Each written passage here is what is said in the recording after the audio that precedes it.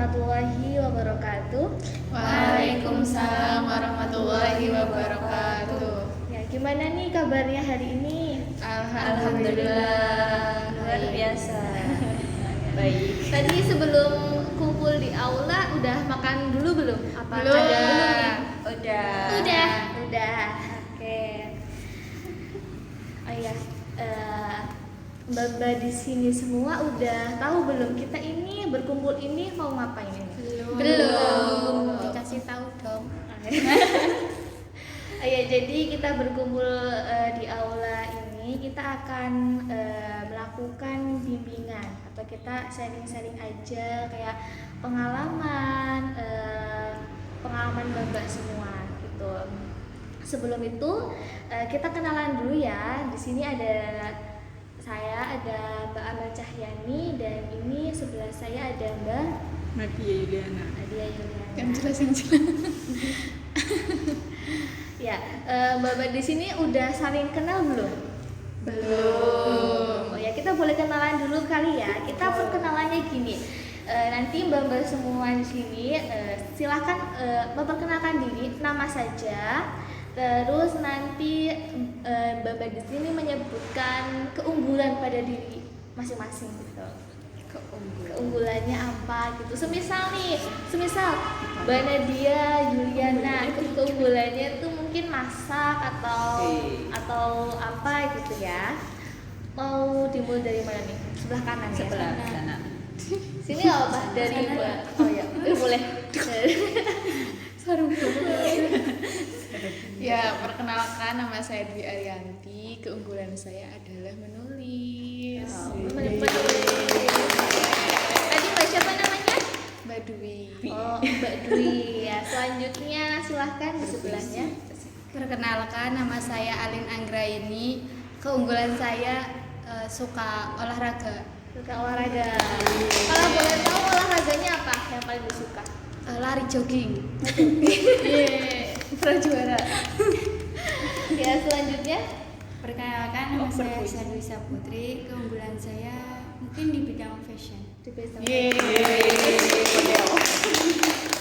Ya, selanjutnya Ya, perkenalkan, nama saya Cahyani Tias. Keunggulan saya mungkin di bidang menari. Tertawa.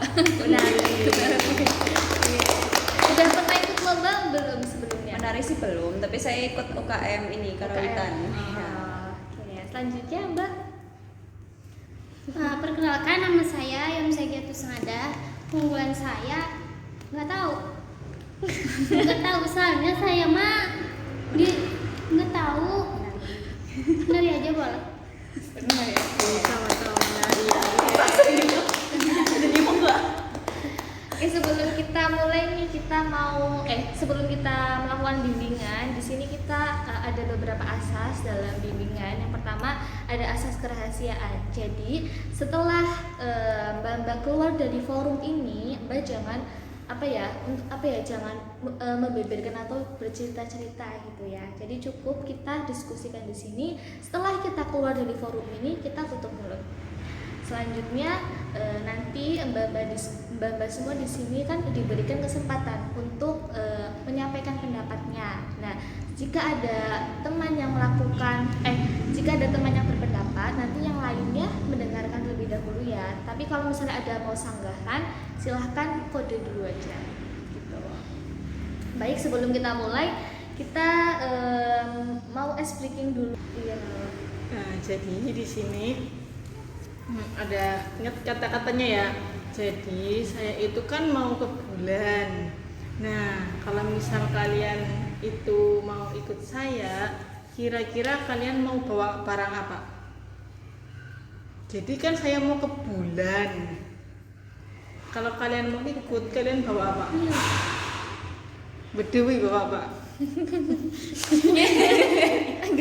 Gawa alim. Gawa alim. Salah. Salah. Benar.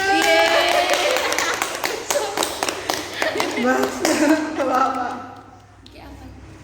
Kalau misalnya saya ke bulan, kamu mau ikut, kamu bawa apa? Bulan. Bawa jeruk. Salah. Salah coba. Coba baca bahagia. Bawa anting-anting. Ya benar. Bawa ayam. Iya benar. Coba Mbak Ayom, kira-kira kamu ke bulan bawa apa? Bawa apa ya?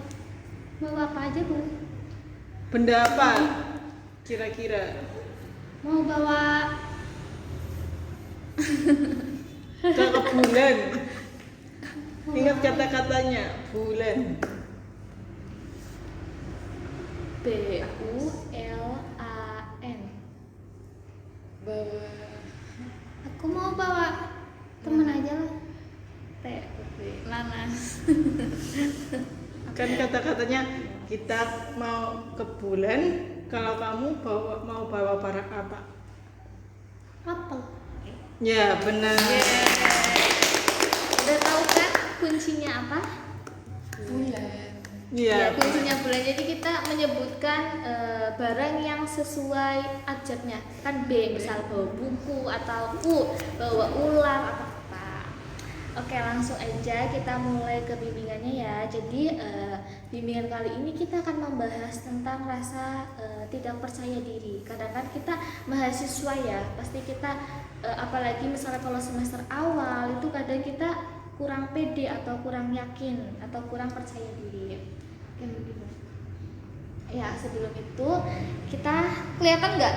Kelihatan ya. Jadi definisi rasa tidak percaya diri yaitu rasa tidak percaya diri, perasaan kurang yakin terhadap kemampuan, kualitas atau nilai diri sendiri yang seringkali membuat seseorang merasa cemas, minder atau tidak mampu menghadapi situasi tertentu. Rasa ini dapat menghambat individu dalam mengambil keputusan menghadapi tantangan atau berinteraksi dengan orang lain. Jadi itu kadang rasa tidak percaya diri itu muncul dan menyebabkan kita tuh mungkin jadi orang yang nggak mau menunjukkan diri di halayak umum. Kadang juga membuat kita tuh kayak malu gitu untuk tampil di depan umum. Selanjutnya ada mengapa sih percaya diri itu penting dalam kehidupan kita. Yang pertama itu membantu menghadapi tantangan, berani menghadapi tantangan dan mengambil resiko. Nah, kalau kita percaya diri nih, kita yakin nih atas kemampuan diri kita sendiri, pasti kita kan mampu menghadapi tantangan gitu. Yang kedua, meningkatkan pengambilan keputusan, memiliki keyakinan dan mampu membuat keputusan yang tegas dan bertanggung jawab. Kalau kita percaya diri kan artinya kita tuh yakin atas kemampuan diri kita. Kadang nih orang malahan sering lihatnya tuh bukan kemampuan diri kita, tapi kebanyakan orang pasti kan lihat kekurangan diri kan. Jadi kita malas untuk tampil di depan halayak. Terus selanjutnya ada menumbuhkan sikap optimis, mampu melihat kegagalan sebagai pelajaran. Jadi kalau kita kalau kita berproses sesuatu gitu kan pasti sering gagal kan, mana mungkin kita bisa langsung sempurna atau langsung kayak sukses, enggak, pasti ada gagalnya. Nah dari kegagalan itu kita jadikan pembelajaran, bukan untuk jadi kayak bahan trauma. Kadang kan orang tuh sering kali kalau kita merasa gagal tuh malahan udah nggak mau nyoba lagi gitu loh, kayak udah nggak mau lagi, tapi seharusnya tuh dijadikan sebagai pelajaran. Selanjutnya ada meningkatkan relasi sosial, fokus pada potensi diri sehingga melakukan pekerjaan dengan optimal. Jadi kita yaitu kembali ke tadi, kita harus lihat sisi kelebihan diri kita gitu, bukan sisi negatif. Nah pasti mbak di sini juga kadang kan ada yang nggak percaya diri, pasti itu ada penyebabnya. Coba saya mau tanya ke mbak siapa ya, ke mbak siapa namanya, Cahya. Mbak Cahya, kadang itu mbak Cahya kalau nggak percaya diri tuh penyebabnya kenapa? Penyebab aku nggak percaya diri Ya. pertama mungkin kalau misalkan contohnya aja ya, misalnya tiba-tiba saya harus maju di depan untuk mensosialisasikan terkait kepentingan saya. Nah itu tuh tiba-tiba atau mendadak, belum ada persiapan saya kayak gitu. Nah saya juga termasuk orang yang demam panggung. Kayak nervous gitu ya. Itu penyebab saya nggak percaya diri. Oke. Selanjutnya coba dari mbak yang pakai hidung merah. salah satunya mungkin bisa terjadi karena kurangnya pengalaman keterampilan. Apalagi ketika kita kan biasanya setiap orang tuh punya apa ya, punya sisi ambisinya untuk keluar dari zona nyaman. Nah, biasanya ketika keluar dari transisi itu kita tuh kayak ngerasa orang-orang tuh lebih dahulu dibanding kita karena kita baru memulai kan. Nah di sana kita ternyata mikir kita kurangnya pengalaman sama keterampilan dibanding dengan mereka yang sudah lama di wadah itu. Akhirnya itu tadi menimbulkan rasa ketidakpercayaan diri seperti itu. Ya.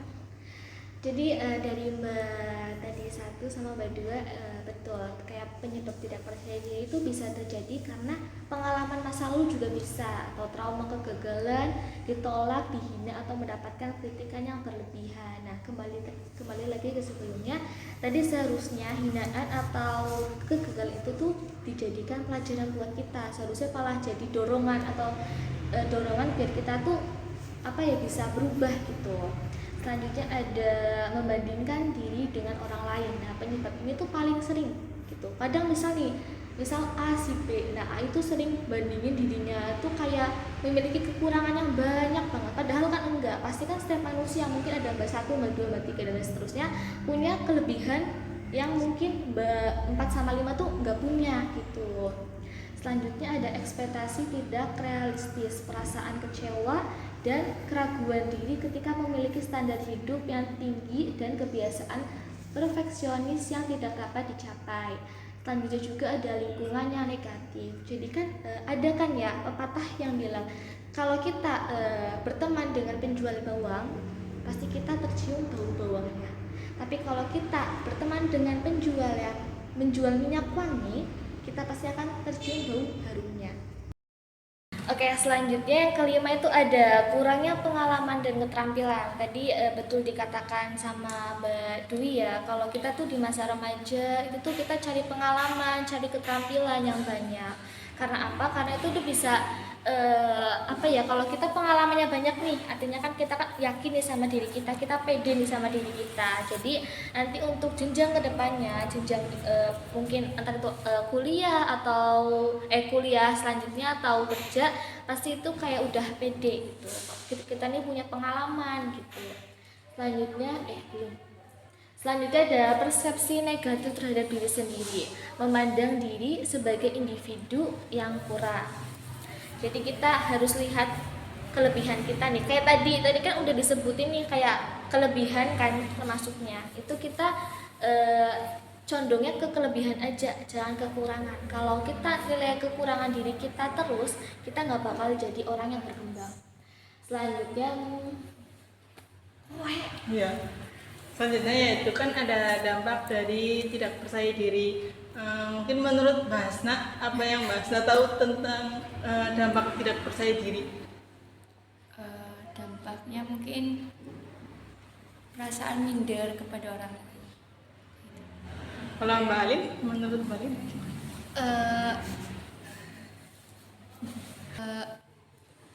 Kesulitan dalam mengambil keputusan. jadi lebih sering kayak bergantung dengan keputusan orang lain gitu Iya. ya. Bahasanya kayak kita tuh mengandalkan orang lain. Oke, selanjutnya Baik, jadi dampak tidak percaya diri di sini salah satunya ada penghambat dalam mengembangkan diri, ragu mencoba hal baru sehingga potensi diri tidak terekspor. Mungkin kalian kadang-kadang pernah juga kayak merasa ragu untuk mencoba hal baru, kayak misal takut loh, kayak aku takut kalau nyoba ini yang belum pernah aku lakuin takut gagal gitu ya. Terus selalu ada kesulitan dalam mengambil keputusan, ragu akan pilihannya. Lalu ada masalah relasi sosial, sulit berinteraksi dan merasa canggung berhadapan dengan orang lain. Kalian pernah nggak kalau misal ketemu orang lain merasa canggung gitu? Pernah. Kalau Pasti pernah ya kan? Lalu ada ketergantungan pada orang lain, bergantung akan validitas dan pendapat serta kehadiran orang lain. Selanjutnya ada perasaan minder dan ketidakpuasan diri, merasa kurang sehingga tidak bersyukur dan bahagia.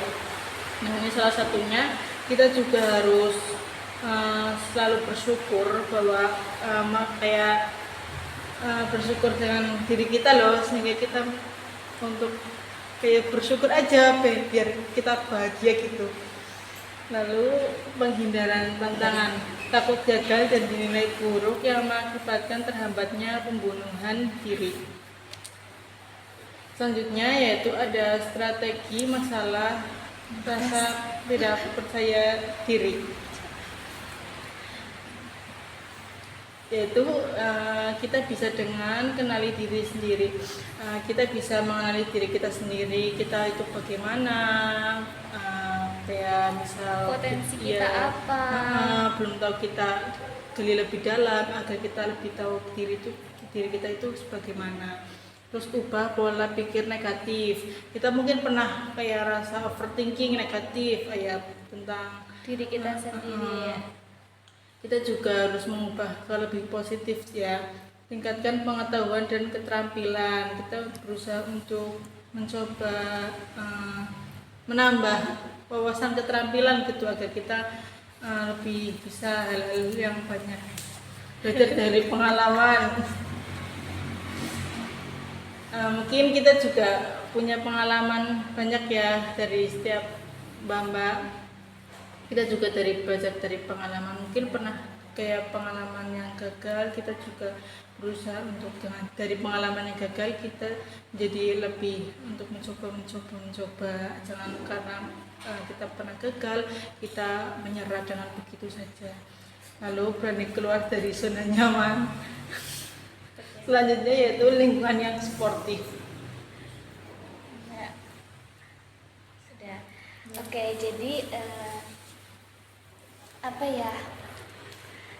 Jadi intinya tuh dalam rasa tidak percaya diri itu kita muncul karena dalam pikiran kita sendiri, juga dalam lingkungan juga bisa. Tapi yang paling apa ya, faktor yang paling muncul ketika kita tidak merasa percaya diri itu karena pikiran kita sendiri. Kita tuh nggak yakin nih atas kemampuan diri kita sendiri, padahal kita kan belum mencoba, otomatis kita belum tahu kan endingnya tuh kayak gimana.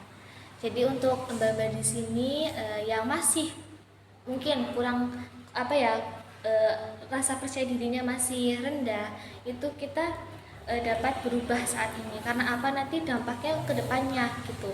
Kalau dari sekarang kita bisa rubah, kita percaya diri ini, kita yakin dengan apa namanya, kelebihan kita. Terus kita yakin juga dengan bakat kita, kemampuan kita, kedepannya tuh bakalan jadi lebih enak gitu. Mungkin dari teman-teman di sini ada yang mau disampaikan atau ada yang mau ditanyakan?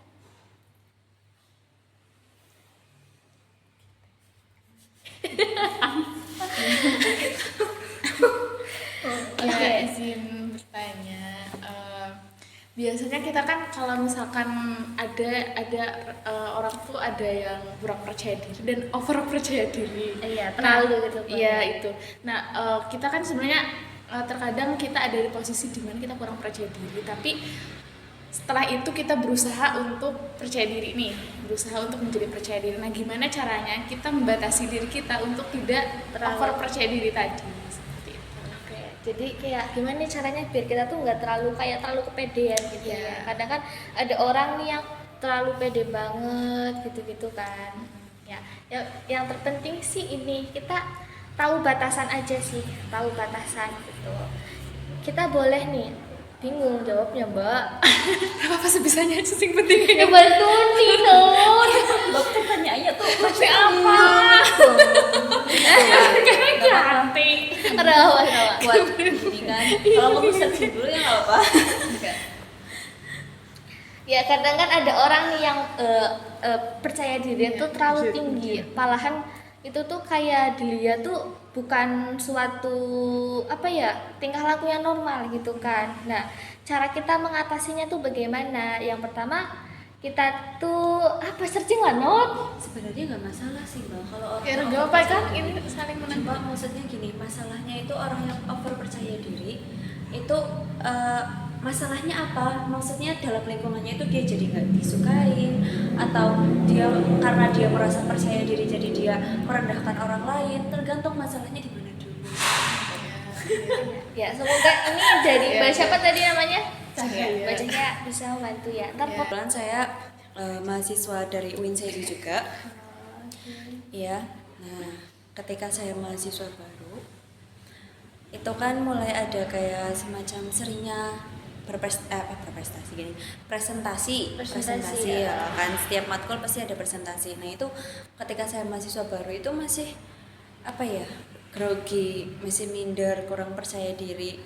Selain itu karena saya juga kurang pengalaman waktu di sekolah dulu, saya kurang aktif juga di kelas kayak gitu. Tapi karena itu saya tanya-tanya gitu ya ke kakak saya sendiri kebetulan yang pernah berkuliah di UIN Seju juga, dinasihatin di situ kan kayak ya namanya mahasiswa itu mau nggak mau ya harus aktif karena selalunya pasti ada presentasi setiap matkul gitu. Nah mulai dari situ saya mulai membangun diri saya untuk bisa percaya diri dengan cara apa ya, saya mulai merangkul teman-teman saya di kelas kayak gitu kan, kayak gimana ya biar aku bisa percaya diri kayak gitu. Terus nyoba buat ngomong ya, walaupun ngomongnya masih berkelipet kayak gini ya di depan. Dan akhirnya ketika saya presentasi dari semester 1 ke semester 2 atau ke semester 3 mulai ada perkembangan. Misal kayak nggak selalu lihat ke teks, ataupun udah mulai kayak apa ya, mulai lebih leluasa gitu, mulai enjoy buat berbicara di depan umum gitu. Ya mungkin karena itu, mungkin juga karena teman-teman karena saya sudah mulai mengenal teman-teman di lingkungan saya. Itu pengalaman dari Mbak. Tepuk tangan buat Berarti Mbak siapa namanya saya? Cahaya. Mbak Cahaya berarti ini udah apa ya, udah bisa melawan gitu. Karena dulu kan Mbak Cahaya kan sebelumnya kayak minder gitu ya, kayak percaya dirinya tuh kurang. Tapi setelah tadi Mbak Cahaya cerita, bahwa Mbak Cahaya tuh udah apa ya, udah kayak Ada perkembangan. udah ada perubahan semenjak kuliah, jadi lebih percaya diri di Yang depan dulu. umum, lebih enjoy. Nah, mungkin nanti teman-temannya juga boleh tiru Mbak Cahaya ya. Itu pertama satu lagi. Oke, baik. Ada yang mau disampaikan lagi? Udah ada ya. Sebelumnya saya ucapkan terima kasih ke mbak-mbak semua di sini udah mau berpartisipasi dalam bimbingan siang ini. Semoga kedepannya bisa lebih baik ya dibanding sebelum-sebelumnya. Dan itu kita harus berpikiran positif kepada diri kita sendiri. Jangan selalu berpikir negatif. Itu salah satu kuncinya. Oke. Kita akhiri ya pertemuan kali ini. Sebelumnya saya minta maaf bila ada perkataan dari saya dan Mbak Nadia yang kurang berkenan. Saya mohon maaf. Wassalamualaikum warahmatullahi wabarakatuh. Waalaikumsalam warahmatullahi wabarakatuh. Tepuk tangan untuk diri kita sendiri. Wis, Bu? Udah gitu. Ice breaking. Mau es breaking boleh. Es breaking apa? Tadi Oh iya, ini satu kali lagi aja nggak apa-apa. Boleh mendekat nggak apa-apa, kayak nggak apa-apa, tutupan nggak apa-apa. Ya. Sini. Nah kita ini ya kayak kita main bukan konsentrasi ya, buat happy aja deh. Jadi yang gini loh, tau gak sih? Oh iya. Kamu ke aku not. Nah jadi nanti yang ngode siapa? Kamu ya, yang ngode. Gimana? Kodenya? Ya apa aja kayak tangkap gitu atau apa? 1, 2, 3 tangkap. Jangan dihitung kan nanti siap. Tangkap begitu. Gimana ya, aku lupa ya. Asik gini kayak gini. Iya kan? Gimana sih ya? Bu nyanyi apa nggak sih? Gimana ya mbak? Gak tahu nih. Konsentrasi dimulai. Tangkap begitu. Ulang. Atau kalau ada kata-kata apa gitu. Ya kalau misalnya kucup begitu ya. Ya, kucup boleh. Kucup begitu. Ya, kamu bercerita tapi ada Iya, kata ada kata. cuknya gitu. Oh ya. Misal kayak ada Kata kuncinya apa harimau ya? atau Kata apa? kuncinya Harimau wes. Pak atau apa? Ya wis harimau. Ya, Pak bercerita. Pada suatu hari Ayam seneng banget ada kelinci bersama ayam dan kucing. Lalu kelinci dan kucing tersebut berjalan ke tengah hutan.